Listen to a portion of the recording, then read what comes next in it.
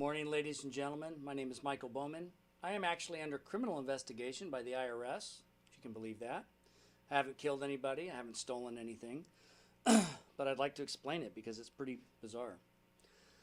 I would like to start off with a few illustrations that kind of set the stage for things so that you understand. And this is for the judge, the jury, the prosecutors, IRS people, all of you, so that you freely understand where I'm coming from and what I'm talking about. Take my glasses off here. Now, let's roll back 100 years, 75 years actually. Let's go back 70 years to World War II. In World War II, there was a government. And there were people. You put a J there for Jews. And then there were Germans. And the law of the land by the government was that if you were a German, you would kill, torture, turn in, and otherwise snuff out the Jewish people. 6 million Jews died in World War II under atrocities. The people that went along with that followed that law in the Nuremberg trials in 1950, in November of 1950, I believe it was. People stood up, they were tried, and they said, I just followed the law. I just did what I was told. I mean, I'd get shot if I did anything different. Nobody cared. People were hung because they went along with a crime against humanity. Now, they said, I was just following the law of the government. The government is the one that forced that. Well, we took out the government, World War II, but you people, you shouldn't have done that. Now we snap forward to now. And I am over here in this little circle. That's me. I have a government. And this W is for women who want to have abortions. Now, normally if a woman wants to have an abortion, I understand that God gave us all free will. And I understand also that I have constitutional rights, many of them. But the problem isn't me breaking a law. You can spin things certain ways, but the real problem here is this, ladies and gentlemen. This woman has the right to choose, and the government has said accordingly, well, it's your body, you have the right to choose. Of course, once the baby's born, it's forced vaccinations. That's really interesting, without consent, informed consent, even though Nuremberg trials said that every person shall have informed consent, but we'll get to that another time. She has the right to choose. And now the government has said, I have to pay taxes, and the government can do whatever it wants to do. This is where we start getting into the heart of this matter. The government is telling people that have gone to court and said, I can't do this. I cannot participate in this. It violates what I believe. And the judges have said, well, you lose because it doesn't matter. And you know what? On the basis of belief, the judges have ruled correctly. Here's why. Laws do not impact our ability to believe. Laws impact our ability to behave or practice. You got that? Do I need to say that again for you? Do I need to give you some examples? You have to stop at the stop sign. You don't, you get a ticket. You can't shout, fire, fire, fire in a crowded movie theater. Actually, you can, but if you do, there's a remedy for it. If you cause damage, it's called court. If you shout fire, fire, fire, and people get damaged because of what you did, exercising your rights to speech, if someone gets hurt, you cause damage, there's a remedy. It's called court. Right? You don't go out and commit murder. Right? You obey the law. Restricts your behavior. Laws restrict your behavior, your practice, not your beliefs. If the government passed a law that said you have to hate every single Jew, just like they did in World War II, there were lots of Germans that said, yes, Heil Hitler, sure. Then they turned around like Schindler. Schindler's List, they went around and they helped the Jews at much risk to themselves. So, ladies and gentlemen, laws do not hinder your beliefs. I am not arguing beliefs. It is beliefs versus practice. And my contention is that by forcing me to have to fund abortion, you are violating my practice of religion. And the Constitution says no law will interfere with my practice of religion. And for a judge to say, Mr. Bowman, you're insane, it's frivolous, I find very hard to swallow, Your Honor, because it's very clear. If the government's going to say it can do whatever it wants to do, then we can just go ahead and put another bubble right here. Put a question mark in it. What if tomorrow, what if tomorrow the government passes a law, and that law has something to do with judges being terminated if they don't comply with certain policies? In actuality, when the Constitutional Amendment was passed, interestingly enough, to the 16th Amendment, several federal judges came forward and said, hey, this is totally not legal. You can't lay that on us, because if you can control a judge, if the IRS, if the government has power over a judge to mess with him, you bend our arms and control our ability to make decisions, and now you've strong-armed us. That can't be legal. That can't be constitutional. Violates everything in our system of freedom and justice. It's a backdoor way to violate a judge's behavior. It's putting a gun to the head of a judge. It's a threat.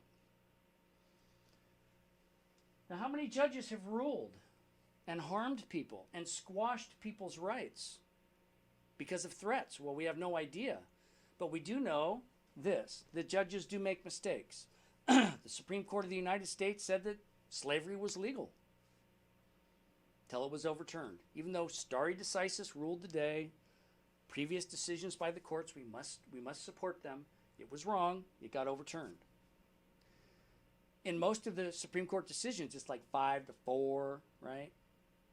5-4. Well, if it was 9-0, that would mean all the judges are aligned on the concept of justice and logic and things make sense. But it's never that way. It's 5-4. That's almost 50-50. What does that tell you? It means half of them got it wrong and half of them got it right. So I don't want my life being in the hands of someone who's going to get it wrong. I think it's very clear. The jury, through its ability with jury nullification, which we will talk about, you have the right, jury members. You are only answerable to God. And according to many of the Supreme Courts, here, quote, the jury has a right to judge both the law as well as the fact and controversy. John Jay, First Chief Justice, U.S. Supreme Court, 1789. Quote, the jury has the right to determine both the law and the facts. Samuel Chase, U.S. Supreme Court Justice, 1796. Signer of the unanimous declaration. Quote, the jury has the power to bring a verdict in the teeth of both law and fact. Oliver Wendell Holmes, United States Supreme Court Justice, 1902. Quote, the law itself is on trial quite as much as the cause which is to be decided. There you go, the law itself. Harlem versus Stone, 12th Chief Justice, U.S. Supreme Court, 1941. And I can go on. The point is, you as a jury, you're the safety valve against political corruption and the loss of our constitutional rights. And some people say, well, it's not fair. Mr. Bowman hasn't paid his taxes. Listen, I've paid a lot of taxes in my life. But I had the realization there was something wrong in my life. And I'll tell you what it was. When I was a youth, I made a mistake. And a girlfriend of mine and me went through an abortion. And it haunted me for 10 years. And everyone that you interview in my family and friends will tell you, it tore me up. I was a wreck. because I knew I had taken a life. I know I have a child in heaven that I have not seen. I'm not repeating it. Okay? Daniel in the lion's den, a story from the Bible. King Nebuchadnezzar made a law. The law basically said, you won't worship any god except me. Daniel couldn't live with it. Daniel practiced worshiping in his private chambers. He was arrested. He was thrown into the lion's den. The king actually liked Daniel, but the king had to live with this decree. The point is, laws restrict your ability to practice a lifestyle. You could pass a law that says, if I was in Germany and they said, Michael, you will hate the Jews, right? You're never going to change my beliefs. You could lock me in a box and drown me in the ocean. You will never change my beliefs or anyone else's. Laws do not impact your beliefs. They do not hinder your beliefs, but they change your practice. Now, in religion, there's praise, which is singing to God, and there is worship, which is obedience to God. And as it says in Acts 4, we must obey God rather than men. Ladies and gentlemen of the jury, and Your Honor, and Mr. Prosecutor, I can take that G out and put an N for Nazi, and I can put a J up there. And I ask you, what's the difference? You are forcing me to kill. You want me to pay to kill. Now, 100 years ago, we would not have had this problem because this link would not have existed between the government and the woman. But the government has so far exceedingly expanded its operation.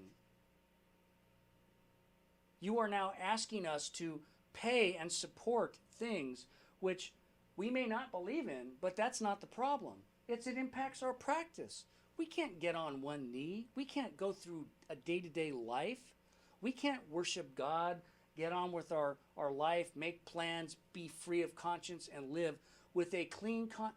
Let me ask you, Your Honor, and members of the jury, if I had the authority to pass laws, a law that said that you had to personally go get a handgun and go out and kill redheaded stepchildren that you saw,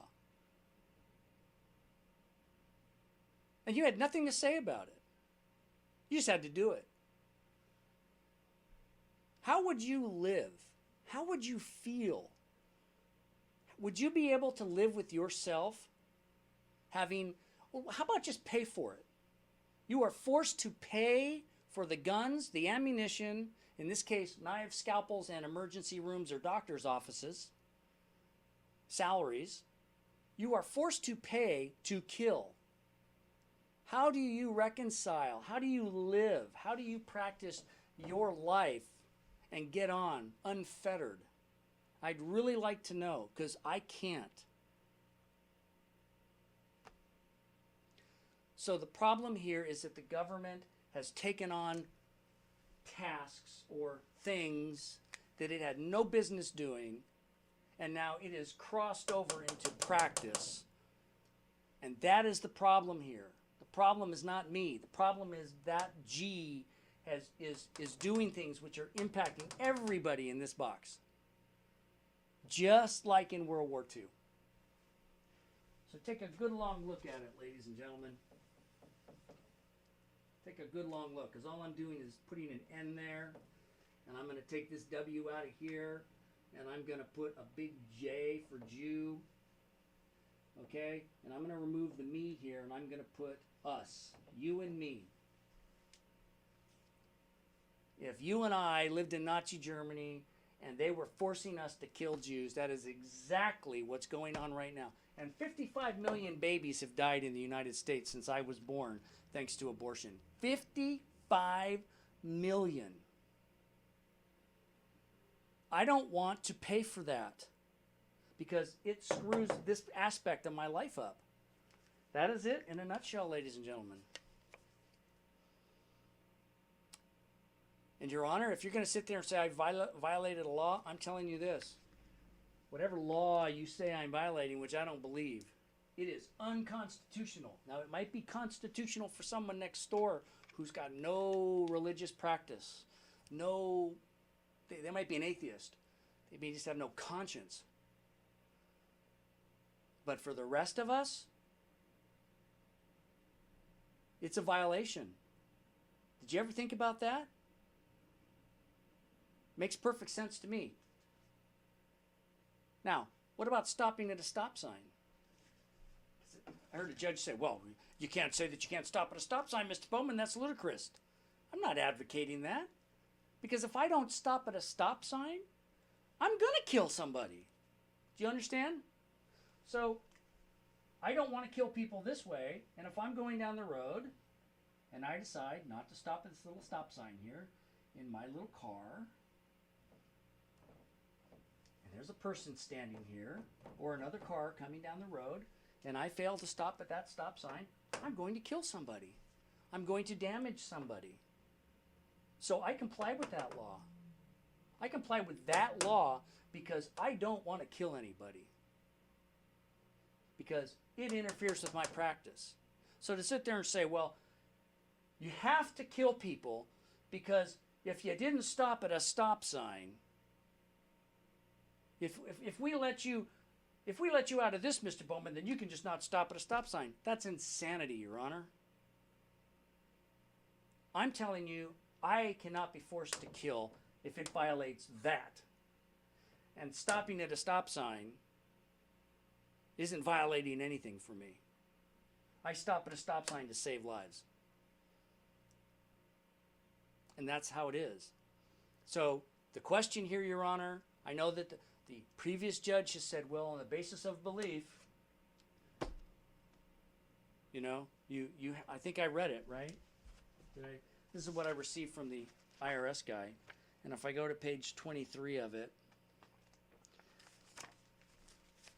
and I'm quoting, it's in yellow, I've highlighted it. Some individuals or groups claim that taxpayers may refuse to pay federal income taxes based on their religious or moral beliefs. Based on their religious or moral beliefs. Again, your beliefs aren't the issue. It is your practice of religion that's at stake. The behavioral aspects. Now, interestingly enough, I took Oregon to court, and I'll tell you why. 15 years ago, I called the Chief Justice Carson, Mr. Carson at the time, and I talked to him about this. And I said, I found a law in the books which is unconstitutional because in Oregon it says no law shall in any case whatever interfere with my rights of conscience or practice of religion. In any case whatever. No law. And I said, I found a law that's unconstitutional. Mr. Carson said, and I'm quoting, he said, son, it is your duty to go to court and have those laws removed because there's plenty of laws on the books that are unconstitutional and they need to be thrown out. Close quote. So I took Oregon to court. And I almost went to the Supreme Court, but through some trickery, they said, oh, we never got your notice. They switched the address. It was the office next door. It was really convenient. Really convenient what they did. They could have just opened the door and handed it to the other people. But through some trickery, they made my thing run out of time. I don't think they wanted it to go to the Supreme Court. That's my opinion on the matter. But in the case, in my appeal case, the judge made the distinction that belief and practice were the same thing. And I said, oh, wow, that's really good. Now I can go to the Supreme Court. And I can tell the Supreme Court, well, Your Honor, the Constitution says that I have the ability to practice, but he's telling me that belief and practice are the same. So, Your Honor, I'd like to take those two words now and go inject those into the Constitution. Now it says, now it's no longer protect my religious practice, but now it's no law shall in any case whatever interfere with Michael Bowman's conscience or his beliefs and practice of religion. So he just added one more component to the Constitution in his appeal. And I think once they realized that, because I filed my Supreme Court paperwork, and I think once they saw that, they were like, oh my God, how are we going to get out of this? So ladies and gentlemen, again, belief, I'm telling you, it's about your practice. Because laws restrict our ability to behave. Just like the 10 Commandments. Thou shalt not kill. Thou shalt love the Lord thy God with all your heart, mind, and soul. You get it? Get where I'm going with this? He didn't say anything about what you should or should not believe. It's about practice. And ladies and gentlemen of the jury, Your Honor, Mr. Prosecutor, Mr. IRS, you have a duty to protect my constitutional rights, to practice religion with a clean conscience. And the law might be valid, I don't think it is, but the law might be valid for an atheist, but it sure as heck isn't constitutional for me, because you are definitely stepping on that. Because you are forcing me to be an accessory to murder, just like in Nazi Germany. And I have a choice. Do I comply and get shot 20 years from now in some Nuremberg number 2 trial? Or do I stand my ground and stick up for myself and do the right thing so that I can practice and be righteous and clean? And that's the choice I have to make. And it's a tough one, because at stake is you taking me away from my son and damaging his life because I stood up for my constitutional rights to practice religion. Ladies and gentlemen, I'm asking you don't do that. I'm asking that you do jury nullification, which is the most important thing in the world. All laws which are repugnant to the Constitution are null and void. That's Mayberry versus Madison, 5 U.S. 137, 174, 176. It was in 1803. Where rights secured by the Constitution are involved, there can be no rule making or legislation which would abrogate them. Miranda versus Arizona, 384 U.S. 436, page 491. Norton versus Shelby County, 118 U.S. 425, page 442. An unconstitutional act is not law. It confers no rights. It imposes no duties, affords no protection. It creates no office. It is in legal contemplation as inoperative as though it had never been passed.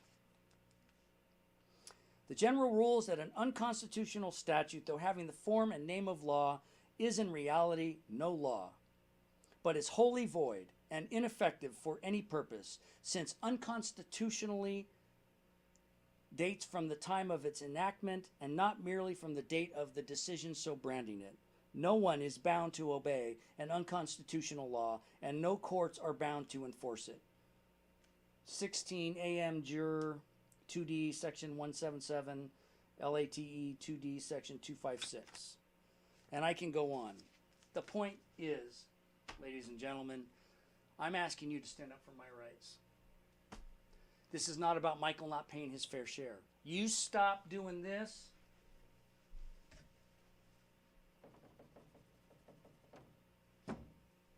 you put the government back in its box the right way, so I'm not impacted, and we'll build a brave new world. I'm Michael Bowman, and that's what I'm asking for justice. Thank you.